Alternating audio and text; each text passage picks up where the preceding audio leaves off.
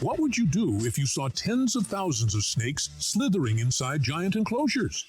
Feel disgusted? Fascinated? Maybe both.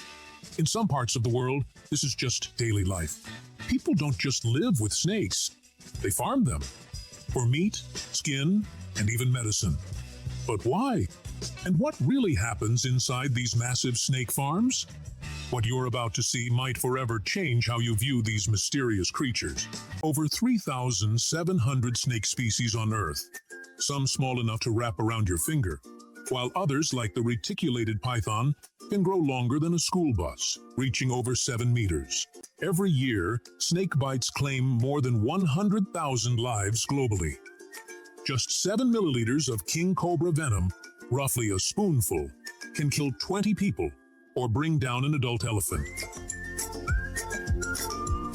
Today, snake farming is a booming industry, especially in China, Vietnam, and Indonesia. In China alone, it's worth over $7 billion annually, with some farmers earning up to $50,000 per year from snake meat, leather, and anti-venom production. Snakes are raised in controlled environments, from individual cages to large communal enclosures, depending on the species.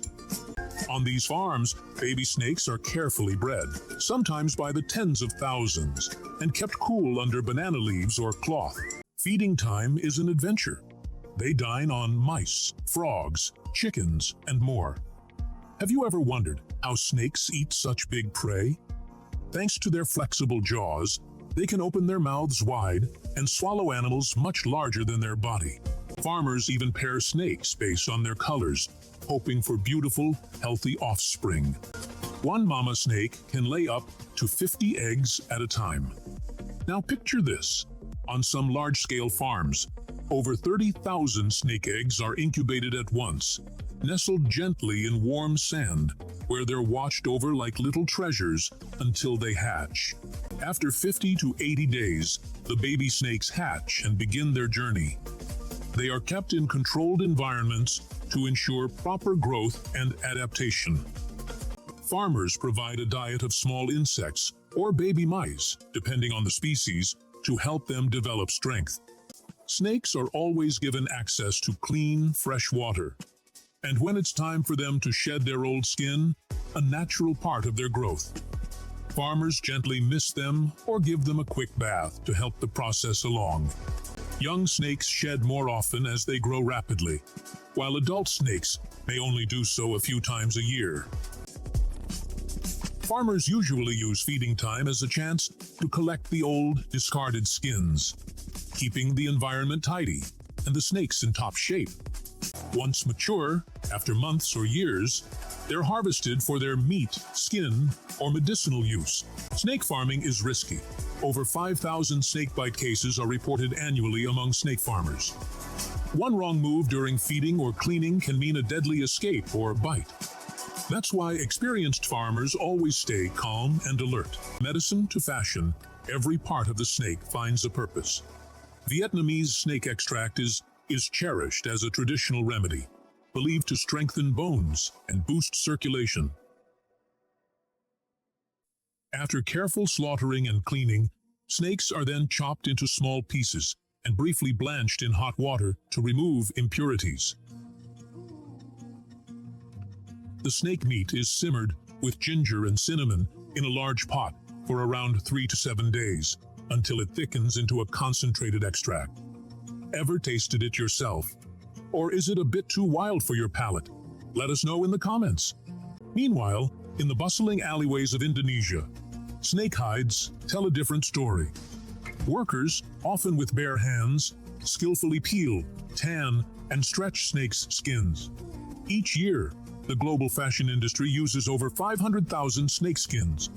Indonesia alone legally exports around 175,000 of them, making it the world's largest supplier. Yet behind this glittering trade, questions about legality and animal welfare still linger. Sacred and feared, beautiful and dangerous. For thousands of years, snakes have held a place in our myths and beliefs, especially Vietnam, India, Africa. Skin. It provides venom and medicine. If you enjoyed this video, don't forget to like and subscribe for more fascinating content.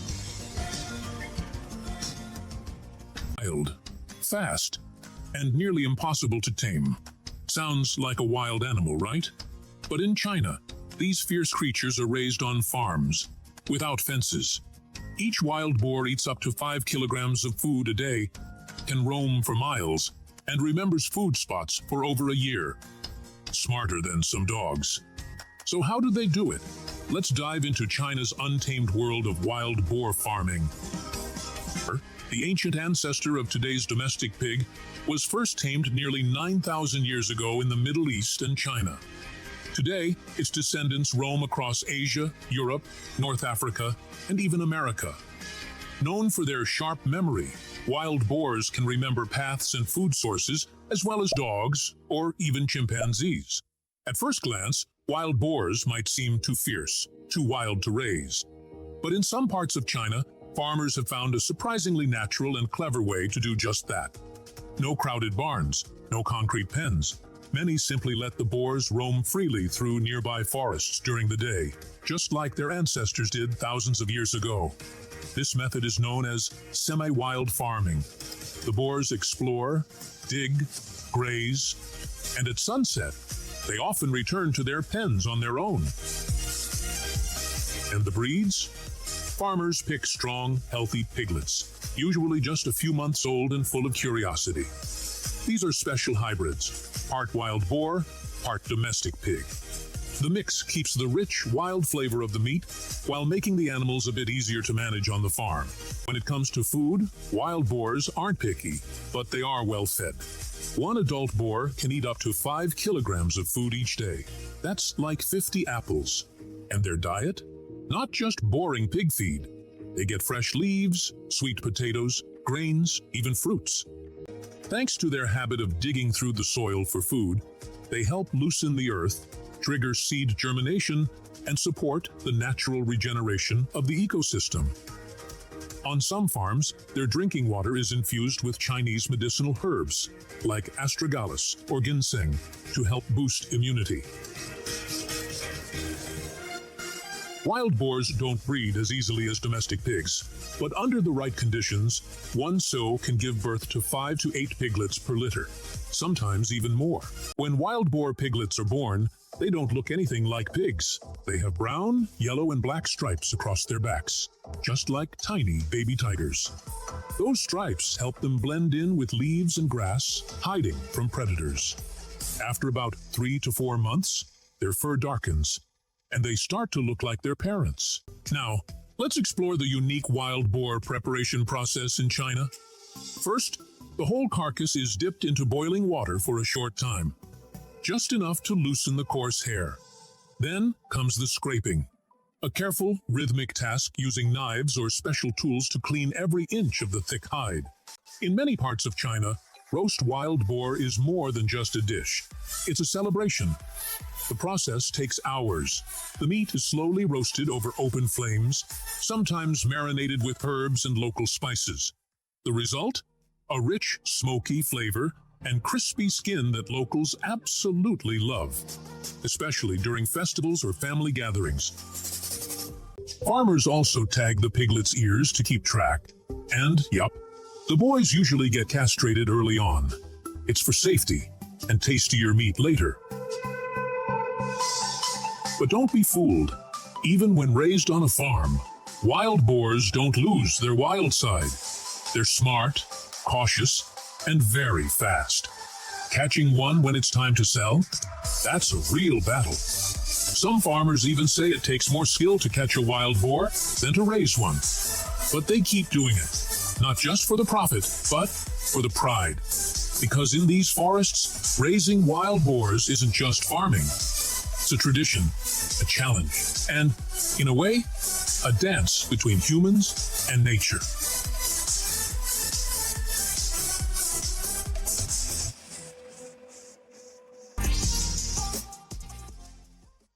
Today, we're heading straight into the fascinating world of sugarcane farming, where billions of tons of this vital crop are harvested every year to create one of the most widely used ingredients on the planet: sugar. In this video, you'll get a behind-the-scenes look at how massive sugarcane fields are harvested with the help of cutting-edge technology. We'll walk you through the high-powered machines that make the process fast, efficient, and truly impressive. So, buckle up. Taking center stage is the whole-stalk sugarcane harvester, a powerful specialized machine built to not only harvest sugarcane, but also slice the stalks into neat segments. With an impressive output of 20 to 30 tons per hour, this machine is a true workhorse. At the front, it features counter-rotating base cutters equipped with hardened steel blades that slice the stalks cleanly at ground level, fast and efficiently. Sometimes, before harvesting, farmers burn the sugarcane fields, a practice known as pre-harvest burning. This is done to remove the dry leaves and outer layers of the cane, making the harvesting process faster and cleaner.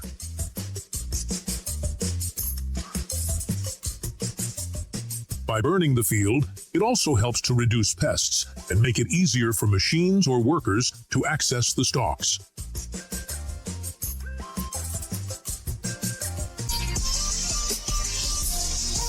But wild boar meat isn't just delicious, it's nutritious too. It's higher in protein, lower in fat, and richer in minerals like iron and zinc compared to regular pork. That's why many health-conscious eaters are turning to wild boar as a more natural source of meat. Beyond roasting, the meat is also stir-fried, stewed, or smoked in traditional dishes. Even the boar fat is treasured. And that's the story of China's wild boars. Fierce, smart, and surprisingly farmed. See you in the next wild adventure.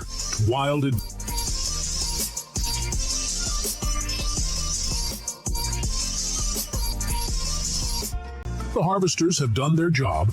Tons of freshly cut sugarcane are gathered and loaded onto large transport trucks. These trucks are ready to roll, quickly transporting the sugarcane straight to the sugar processing factories.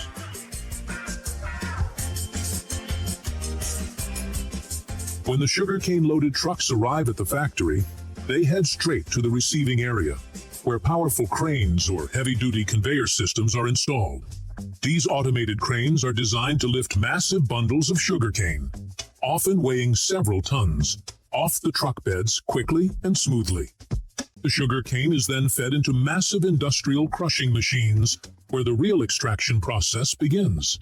These crushers are equipped with a series of enormous, heavy-duty steel rollers designed to apply intense pressure on the thick, fibrous stalks.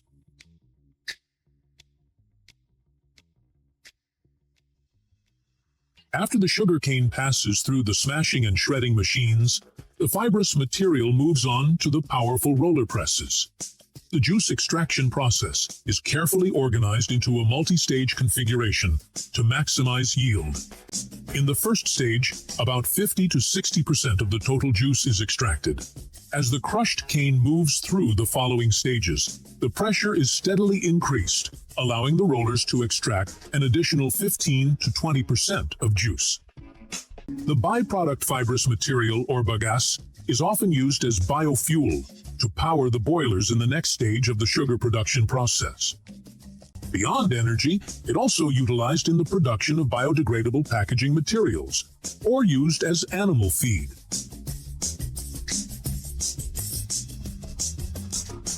After extraction, the raw cane juice contains many impurities and needs to be filtered and treated. After filtration, the cane juice is passed through a large boiler. This equipment consists of large heat exchange pipes, where the cane juice is boiled to kill bacteria and clean any remaining impurities. The juice extracted from sugarcane contains impurities and sediment, which are separated through a mud filtration process. This step helps recover more usable juice, while the leftover muddy residue, often called filter cake, doesn't go to waste.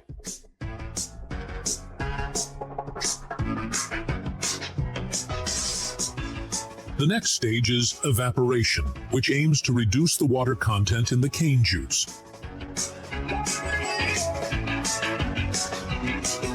This phase aims to concentrate the juice. Begins with the cane juice being pumped into these vessels, where it is subjected to low-pressure conditions. After the evaporation process, eventually reaching a sugar content of approximately 65%.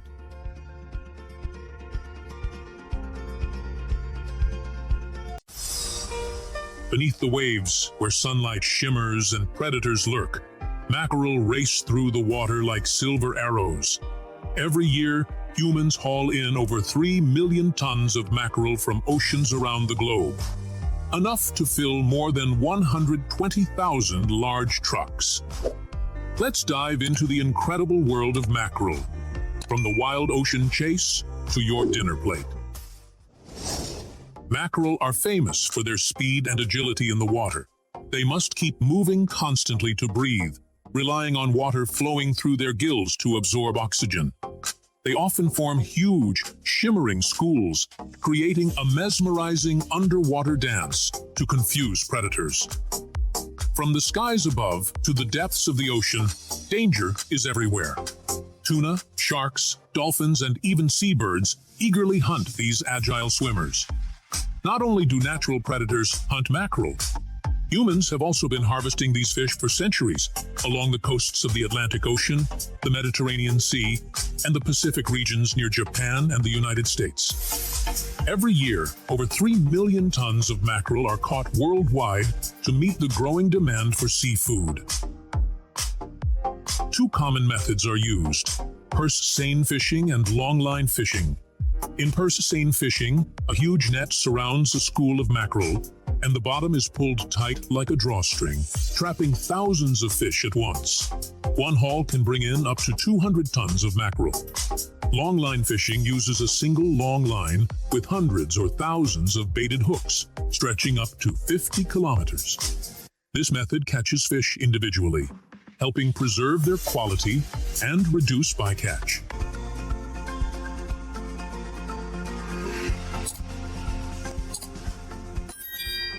Once the sugarcane juice has been evaporated into a thick syrup, the next crucial step is to extract the actual sugar crystals.